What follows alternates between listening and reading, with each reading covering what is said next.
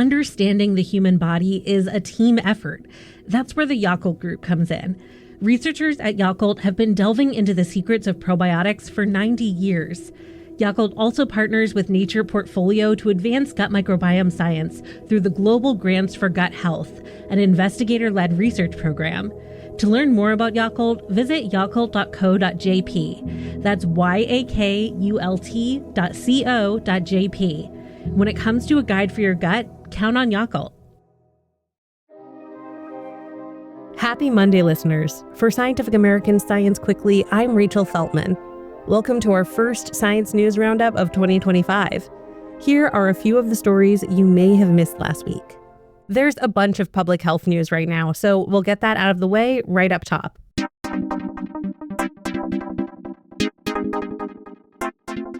First, norovirus cases are up in several parts of the United States right now. The Centers for Disease Control and Prevention reports that during the week of December 5th, which is the most recent week the agency has official numbers for, there were 91 outbreaks of norovirus registered by state health departments nationwide. And if that doesn't sound like a lot, keep in mind that those are only the official reports of outbreaks. Most folks who get norovirus have a miserable time but don't need to seek medical treatment for their, quote, stomach flu. Plus, during the same week of the year from 2021 through 2024, the CDC never saw more than 41 outbreaks reported. Norovirus is highly contagious, and it's one of the few pathogens that hand sanitizer can't kill. So make sure you're washing your hands with soap and water before eating, handling food, or taking medicine. And of course, after you use the bathroom or change a diaper.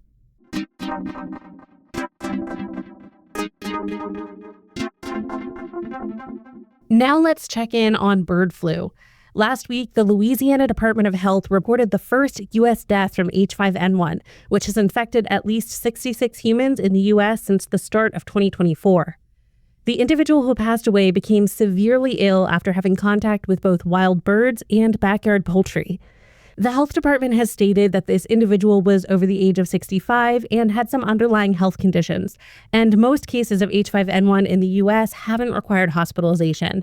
But while the current risk to most of us is low, that doesn't mean we're not at risk of things taking a turn. We'll be having a longer conversation about the state of H5N1 on Wednesday. Lastly, you may have seen headlines about an increase in human metapneumovirus cases in China, and news of cases in India too. But the good news is that this upper and lower respiratory virus, called HMPV for short, isn't currently a cause for concern in the US. Unlike COVID, HMPV has been around for more than 60 years, and many people have some amount of immunity to it. There has been a steady uptick in HMPV cases in the U.S. since November, according to data from the CDC, but its impact currently pales in comparison to both COVID and the seasonal flu. Our advice about HMPV is simple, and it's also the same advice we have for those other respiratory infections. Wear a mask, wash your hands, and stay home if you're feeling sick.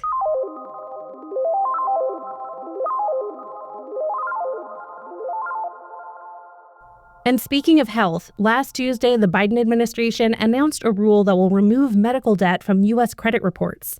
According to the Consumer Financial Protection Bureau, this will wipe an estimated $49 billion in debt from the credit reports of around 15 million Americans. That will potentially raise their credit scores by an average of 20 points. This rule will also prevent the repossession of devices such as wheelchairs and prosthetic limbs. Several House Republicans have opposed the rule and are expected to try to undo it in the incoming administration. The Consumer Data Industry Association, which represents credit bureaus, said in a statement that it would be working to, quote, safeguard the credit reporting system and combat the CFPB's misguided foray into this area. According to data analysis by KFF, around 14 million people in the U.S. owe more than $1,000 in medical debt. Around 3 million people, or 1 in 100 U.S. adults, owe more than $10,000. Moving on to the climate, last week, multiple intense wildfires broke out in Los Angeles. Good afternoon, everyone, and let me just thank all of the leaders that are here with us today. We will unify our city, we will get through this crisis, and we will rebuild a better Los Angeles. First and foremost, of course, my thoughts are with the thousands of Angelenos impacted by these continuing fires. There is a new fire, unfortunately. I talked with Andrea Thompson, Siam's senior news editor for Earth and Environment, last Thursday evening about how all this got started and where the disaster might go from here. So, Andrea, can you walk us through what's been happening in Los Angeles this past week? LA saw some of the most destructive fires it's ever seen in its history. And that's due to a confluence of a few things. One is a major Santa Ana wind event. This is a phenomenon that is common in that part of the country at this time of year. And it occurs when you have a certain meteorological setup. So you have an area of high pressure air over what's called the Great Basin. So that's sort of the interior part of the West. And then an area of low pressure air over Southern California. And air wants to move from high pressure to low pressure. So you have this wind moving in that direction offshore. And the Great Basin is a bit higher elevation. And as the air moves down slope, it compresses. And that means it gets hotter and it gets drier. Hotter and drier weather is very conducive to fires. As the air moves down, it wants to move through the path of least resistance. And that is these mountain canyons that are really prevalent in the area. And so as it's funneled into these canyons, it speeds up. So all of those factors mean that when you get a fire, they are just primed to spread that fire very quickly. And that's exactly what happened with this event, which was very intense. And it also happened to overlap with really dry weather. So typically, this part of the country has its wet season in the winter. And usually you would have rains by now that would help tamp down the fire risk. But it has been one of the hottest and driest starts to the winter ever for Southern California. So that's sort of just a perfect storm of conditions for any spark that ignites to happen and grow into a huge fire. And that's exactly what we saw happen with the Palisades fire and the Eaton fires. Those were wind-driven events where it is virtually impossible to stop them at the height of the wind event because it's moving so fast. There's just really nothing firefighters can do to contain the fire at that point. The winds are too high for helicopters and other aircraft to do water drops. The fire is moving far too fast for firefighters on the ground to be able to try and get in front of it. And how is this different from wildfires that California and LA have seen in the past? So these kind of fires are not unusual in this region. It's what this region's ecosystem has sort of evolved to. They're unusual in their destructiveness because there are a lot more people in these places than there were historically.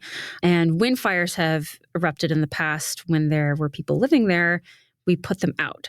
And all that suppression has meant there's a lot more abundant fuel for any fires that do happen. And that's particularly the case this year because there have been 2 wet winters in a row, the preceding winters.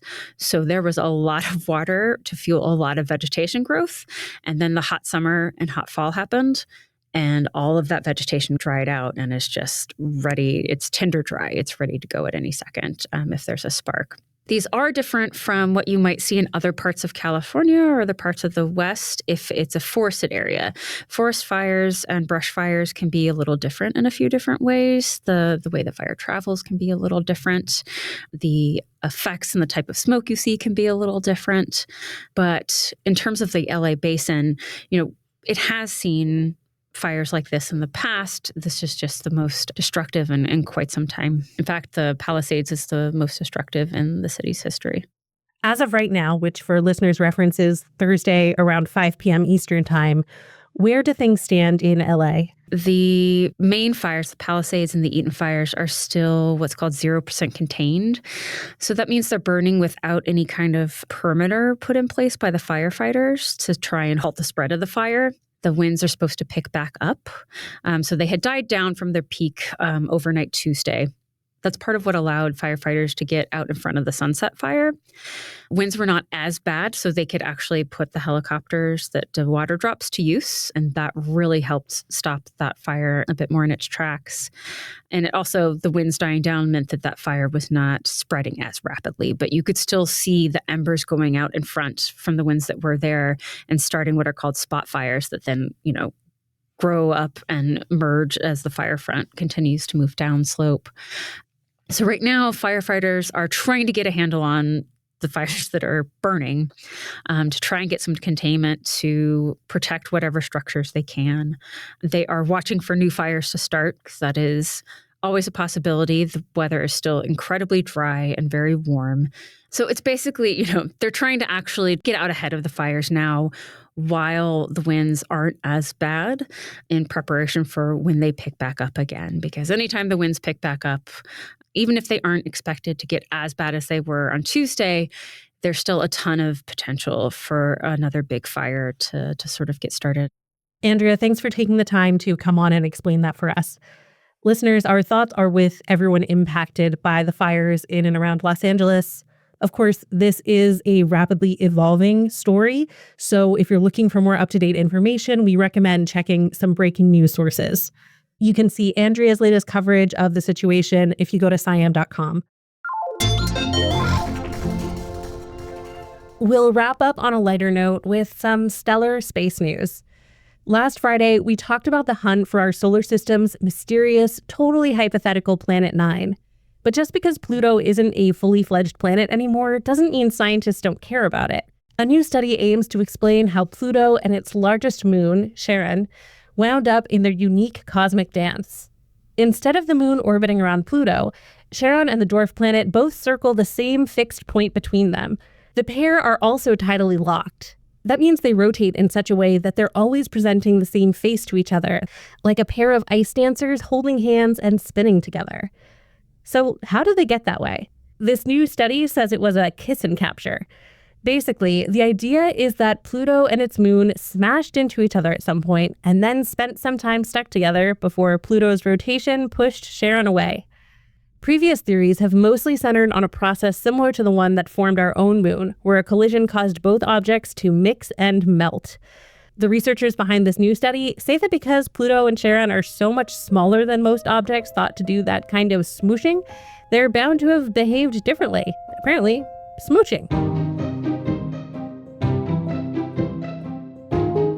That's all for this week's News Roundup. We'll be back on Wednesday with a deeper dive on bird flu. And on Friday, we've got a fascinating conversation about why so many different languages say ouch the exact same way. Science Quickly is produced by me, Rachel Feltman, along with Fonda Mwangi, Kelso Harper, Madison Goldberg, and Jeff Del Vicio. Emily Wachowski, Shayna Poses, and Aaron Shattuck fact-check our show. Our theme music was composed by Dominic Smith. Subscribe to Scientific American for more up-to-date and in-depth science news. For Scientific American, this is Rachel Feltman. Have a great week.